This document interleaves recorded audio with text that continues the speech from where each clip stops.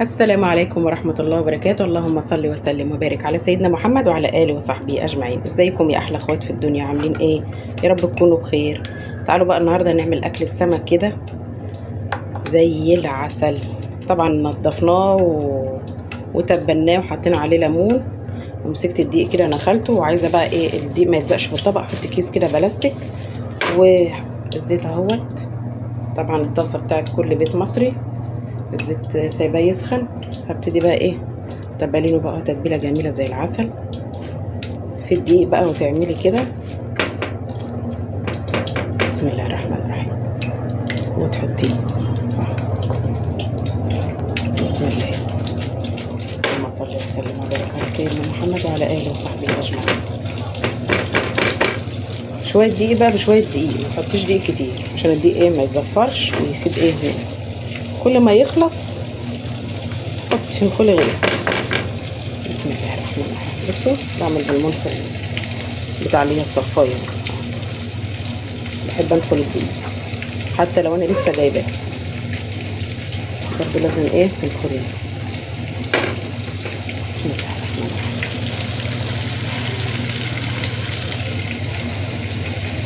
كده زي ما انتوا شايفين.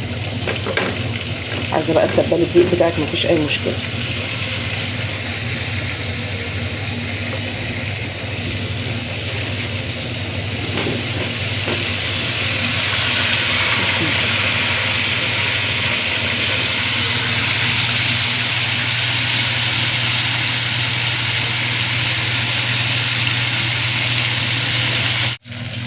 شويه يا بنات كده اهو بايدي. طلعت بقى صينيه هطلع فيها، وكده حطيت بقى حله على النار ظبطتها، وهستنى بقى ايه كل الميه اللي فيها خلاص بتاعت شطيت الحله.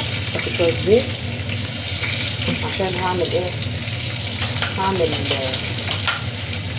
رز صياديه اللي هو الرز البني. لسه عملت ايه، خلطت بقى في الكبه كده زي ما انتم شايفين بصل وفلفل، قرن فلفل شطه وقرن فلفل بارد، وبرده انتوا براحتكم يعني زي ما انتوا حابين. هسيب حبه في الكبه اعمل بيهم ايه السلطه. خلي لونهم بني خالص خالص. عايزه تحط مكعب سمنه فقط، بحب اعمله بالطريقه دي. بحط بقى فلفل احمر، فلفل اخضر، حامي على بارد، على البصله، كل دوت ايه بتخرطيهم مع بعض كده زي ما انتم شايفين. استنى بقى اما لونهم يبقى بني، وانزل عليهم بكوبايتين من الميه. وبعد كده بقى اما الميه بتغلي تحط البهارات بتاعتك والملح تظبطيه، وتكوني غاسله الرز بتاعك وتنزلي بالرز. هذا السمك بيتقلع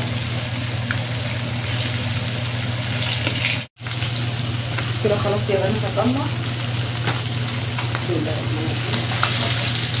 انا بحب اللون اللي هو الاحمر الذهبي، بس ده شويه استنى اللون برضه لسه.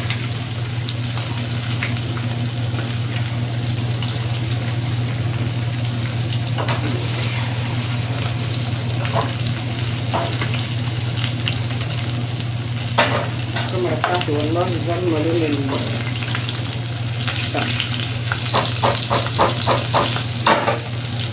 لازم تصفيه قوي من الزيت.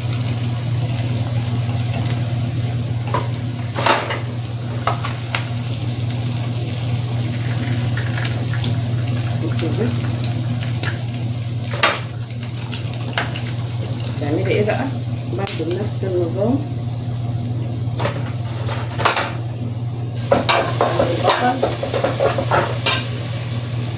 البصل نفس النظام كده زي ما قلت لك. دقيق وتنزلي ايه السمنه.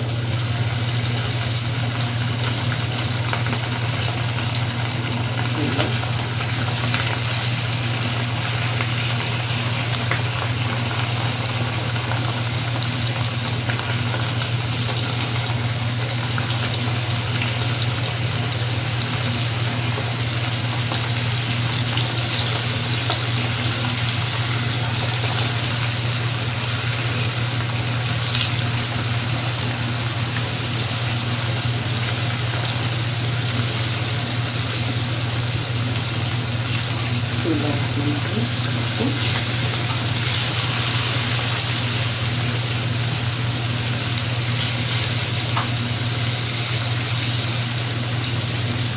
لازم مرة واحدة بس على الأقل ناكل سمك في الأسبوع، مرة واحدة، لأن أولادنا بيبقوا محتاجين إيه؟ اللي هي الوجبة بتاعت السمك، فلازم مرة واحدة في الأسبوع على قد ما تقدروا يعني. أقلب بقى الرز، هرفع لكم الكاميرا.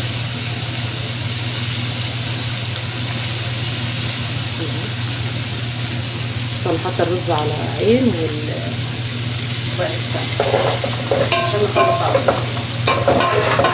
بقى أعمل الرز، هبتدي بقى إيه أعمل طحينة واعمل سلطة. عندي بقى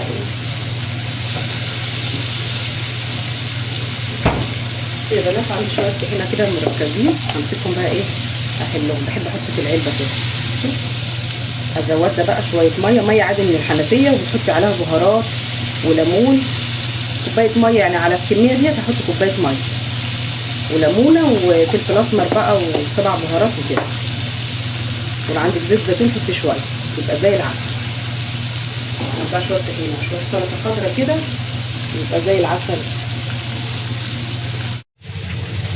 بصوا يا بنات اللون البني ده، هي مش اتحرقت، بصوا هو لون بني، هو ده رز الصيادية. حطوا بقى كمية المية، بسم الله.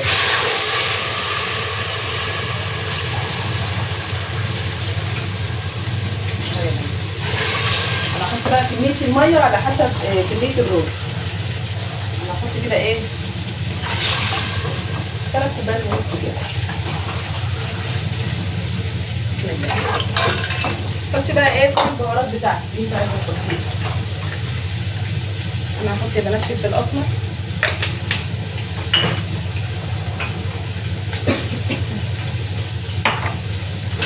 هحط كده ايه بهارات مشكله، كمون بقى على فلفل اسمر، على توم باودر، على بصل باودر، على حبهان خلطينه، على ورق اللورا، اللي هو البتاع اللي هو بيبقى زي الورد ده. واحط مكعب مرق. انت لو مش حابه مفيش مشكله، بس انا بصراحه بحب احطه على الاكل. وتحط بقى الملح، شويه ملح ابيض كده وخلاص. هسيبه بقى لما تغلي كده، وهنزل بايه بكميه الرز. تعالوا بقى يا بنات نقلب ايه السمك. احنا طلعنا رصه ودي تاني رصه. طبعا مش هقليه معاكم كله، بس انا بقى يعني بوريكم كام مقطع. احنا بنحب ايه نخليه لونه ذهبي كده.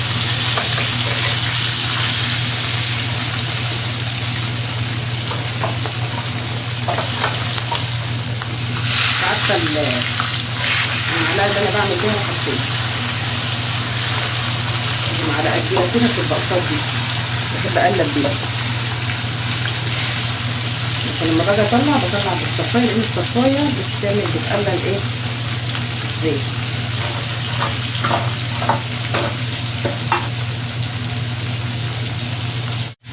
طلع بقى السمكمك يا ولاد، صلوا على النبي يا ولاد. بصوا بصوا بسم الله ما شاء الله، اللهم بارك. عسل وريحه التتبيله تحفه قلب المكان.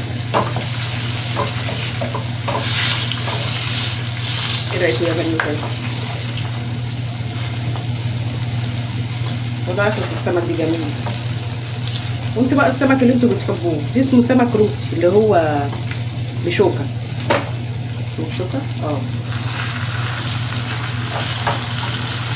دي بقى انواع السمك بقى اللي انتوا بتحبوه. بولتي، سمك مكرونه، سمك تونه. بس خلوا بالكم عشان التونه نوعين، في الاصلي وفي اللي هو بتاع المزارع ده، اللي هو مش اصلي يعني مش حلو. وانتوا اشتروا من كل حد يعني انتوا واثقين فيه وعارفينه ان هو مش هيضحك ايه عليكم، يدوكوا اللي هو التقليد. بصوا اهو، بصوا الكيسه بسم الله ما شاء الله. بصوا الطبق نضيف ازاي، بسم الله.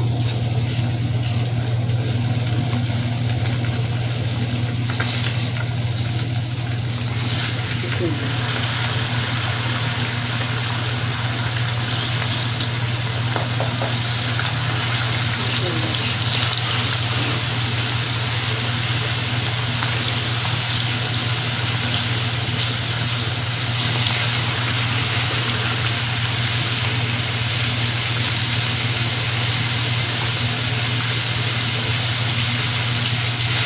بقى كده نرفع كمان سمكايه. يلا كده خلاص يا بنات، الميه بتغلي بتاعت الرز اهو. سريعا سريعا سريعا. طبعا ما نحط الرز، انا غسلت الرز هغسل ايه بس. بصوا يا بنات، انا غسلت الرز ولا الميه بتاعت الرز تحط. بسم الله. بصوا لونها بني ازاي. في ناس بقى بتجيب اللي هو اللون اللي عند العطار دي، لا خلي البصله بتاعتك لونها بني بس ما تتحرقش، لان الرز هيبقى طعمه مش حلو، هيبقى طعمه ممرر. فاهميني؟ طبعا احنا حطينا بقى كل البهارات كل حاجه.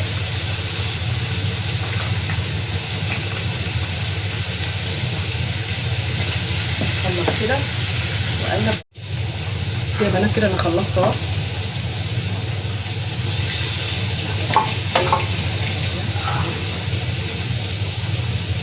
بقى الملح بتاعه، شوفوا عايز ملح تاني ولا لا. شويه صغيره خالص. حطيت بقى شويه ملح وفلفل اسمر.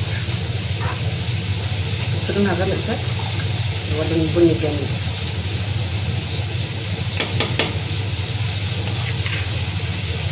كده خلاص هغطي بقى وخلاص كده لما يستوي برجع لكم.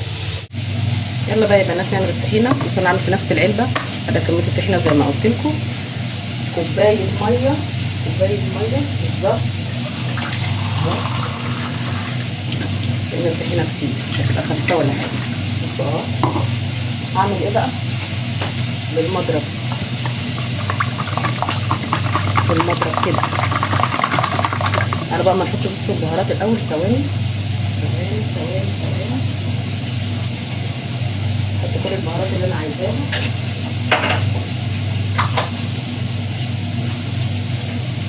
كل البهارات حطوها، كل البهارات اللي انتوا حابينها، كل البهارات اللي انتوا عايزينها حطوها.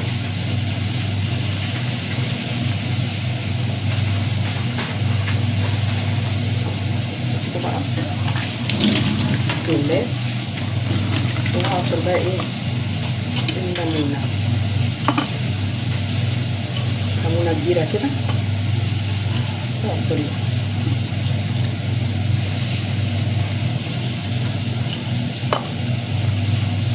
يا بنات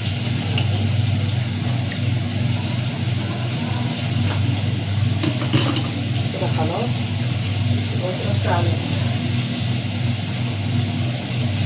بص على الرغيف واحط زيت زيتون وشويه زيت زيتون، شويه زيت يا حاجه، علشان ايه يا دو محمد يتغدى ومع حنين ويوسف ومحمد وأروى ومكة. عايزه اقول لكم والله صبر، هما ما بيحبوش السمنه، ولادي وولاد اختي. يعني هما ياخدوا رز صياديه ومحمد فوق بتعمل شاورما. بتقلب كل ما بتقلبوا بترخي، كل ما بتقلبوا بترخي. هعملها بقى وارجع لكم ايه تاني. بصوا يا بنات بسم الله ما شاء الله. بصوا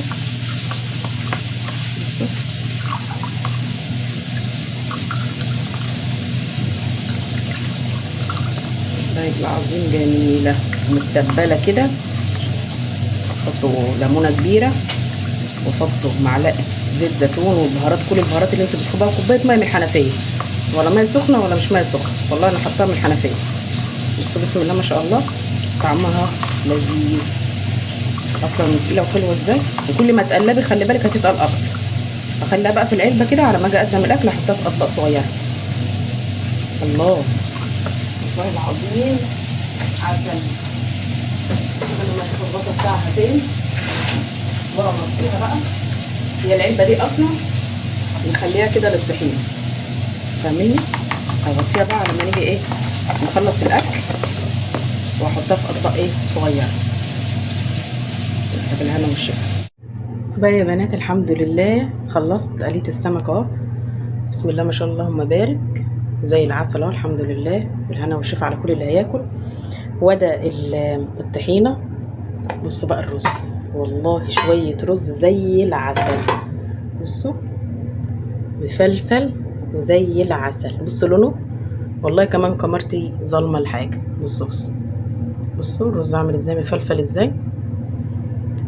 اعملوا بالطريقه بتاعتي دي، والله العظيم هيبقى حلو قوي وهيبقى مظبوط معاكم قوي قوي كمان. ايه رايكم بقى؟ وريكم في الطحينه. عايزه على فكره تزودي الطحينه بتاعتي تقيله شويه، لو عايزه تزوديها زوديها. بصوا كل اللي على البتاع الطحينه ديت بهارات وحاجات وفلفل اسمر وكده. واهم حاجه معلقه زيت الزيتون، تحفه، بتخلي لك كده الاكل في حته تانية خالص. ايه رايكم بقى؟ وخلصت على طول ونضفت مكاني. اهم حاجه تنضفي مكانك، البوتاجاز بقى بالحوض بالمواعين اللي انت استخدمتيها، مش هتلاقي ريحه زفاره خالص. وبعد كده بقى لو انت عندك مبخره ولا حاجه شغليها. انا بصراحه شغلت اللي هي بتاعه العطر اللي انا كنت مصورها لكم قبل كده، مبخره كده جميله قوي اللي هي طالعه ترند دي الصغيره، هوريها لكم برده دلوقتي. بسم الله ما شاء الله. هعمل بقى اخر حاجه ايه؟ السلطه. صبايا يا بنات اهوت، هعمل السلطه. طبعا انا قلت لكم هسيب شويه بصل مع الفلفل اهوت، وحطيت شويه ملح. اما اخلص خالص بقى احط شويه زيت زيتون، واما اقطع بقى السلطه كلها. بصوا حطيت بنجر، او حطيت كابوتشا وبنجر والطماطم، احط فلفل، ازود فلفل تاني عشان هم بيحبوا الفلفل بصراحه الحامي. واحط ايه ليمونتين، احط ليمونتين. بصوا بقى الكابوتشا دي عندي والله من شهر رمضان، وعلى فكره بتقعد فتره طويله جدا. بتقعد بقى فتره طويله جدا ليه؟ عشان في ناس الخضار بيبوظ منها. اهم حاجه تاخدي الورقه او الورقتين بتوعك وترجعي تحطها في الكيس. بصوا، واهم حاجه ما تقطعيش الراس بتاعتها اللي هي دي. الراس دي طول ما هي موجوده كده مع ورق الكابوتشا بتفضل عايشه والله لو قعدت عندك كام شهر. بصوا احنا من شهر رمضان لحد دلوقتي، والسنه اللي فاتت برضو شهر رمضان اللي فات، مش اللي فات دي لا، يعني السنه اللي فاتت والله برضو قعدت عندي كابوتشا. شهر رمضان خلص ورمضان التاني جه وانا عندي الكابوتشا. ليه؟ لان بجيبها من الكبيره وباخد في السلطه ورقه او ورقتين كبيره قوي، بتدي كده طعم في السلطه وبتبقى جميل. اهم حاجه تحطها في كيس. دي الكيس اللي انا كنت اللي هو باستك ده، اللي هو برضو طالع كده على النت اهو، اللي انت مثلا لو فاض منك اكل او عندك بطيخ او عندك فاكهه وفاض منك حاجه، بتروحي جايه مغطيه الطبق بيه كده، بتشد الاستك على الطبق تلفيه داير ما يدور، الاكل بتاعك هيفضل محفوظ فتره طويله. انا بصراحه الاول كنت بحط كيس بلاستيك ابيض، من ساعه ما الحاجات دي طلعت وانا كل ما الكيس يخلص، هو الكيس فيه كتير جدا اكتر من 100 واحده واكتر كمان والله، كل ما يتم اروح جايبه غيره. بصراحه حلو قوي ومخلي الاكل جميل. بصوا بقى انا بصراحه نسيت ايه، دعكت كل حاجه ودعكت الحوض ونضفت كل حاجه، بس سبت الطبق دوت في الاخر قلت عشان برضه اوريه لكم. بصوا كان قصدي ايه، فكره ايه بقى، ان انا احط كيس او شنطه من عندي. بصوا في ناس بتروح حاطه دقيق في طبق، فبتيجي تشيلي بتلاقي ايه الطبق كله معجن كده وحش. بصوا بسم الله ما شاء الله، ادي اهوت الدقيق اهو، والله مكان ما بعمل السمك بروح بقى عامله كيس لفاه كده. وبصوا بسم الله ما شاء الله برده بحط كميه الدقيق على قد السمك، عشان كده ما بيبص معايا كتير. بصوا اللي فاض ايه، الحاجات اللي انا بس ايه بنفضها كده من السمكايه، كل ما بيخلص بروح واخده حبه كده ونخلاهم وابتدي اعمل. بصوا بروح مطبقه الكيس اهو وحطاه في السله، عزكم الله يعني. بصوا الطبق عامل ازاي، يا دوبك بقى هشطفه بالسلكه كده وخلاص. اعمل بقى شويه السلطه خلاص، الحمد لله رب العالمين. بس بقى يا بنات البتاعه سايباها شغاله، حطها في المشترك كده بالسلك، السلك بتاعها مش عارفه راح فين والله. بصوا ريحتها تحفه، ولا كأن عملت سمك ولا عملت اي حاجه. بسم الله ما شاء الله والله يا جماعه. بصوا المبخره دي جميله قوي دي. بصوا الفحم وبحط شويه البخور عليها، ياه بتقلب المكان. بس انا حابه انه بدي اعمل اللي هي الالكترونيه اللي هي بالكهرباء دي، مش قادره بقى اولع فحم وكده. الفحم دوت من العيد، بصوا البخور تحت من العيد والله. كنت عامله اجواء في العيد حلوه قوي، بس والله كنت نفسي اصور لكم الشقه والحاجات اللي انا كنت عاملاها، بس بقى الحمد لله تليفوني باظ على ما صلحته. كان عمل يعني وقع مني فجاب شاشه، يعني التليفون يعني مش قد كده، بس الحمد لله عملت له شاشه. ما كانش كده والله كنت صورت لكم، ما صورتش الا هو اول يوم العيد اللي هو في الصلاه والحاجات دي، واللي هو الفيديوهات القصيره كده من تليفون يعني زوجي وكده. يلا الحمد لله. بصوا بتقيد نور وايه جميله في الضلمه، يعني مثلا انت قاعده في الضلمه عايزه تعملي ريحه حلوه كده، بتقيدي اضاءه كده جميله بصراحه، عمليه قوي قوي، بس خنطوطه كده، وجايبه اللون اللي انا بحبه. بحب البينك والموف، بحب كل الالوانات دي، والابيض والاسمر.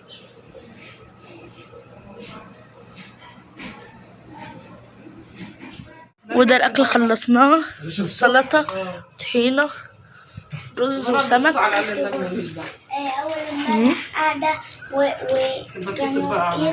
أحلى أكل السمك.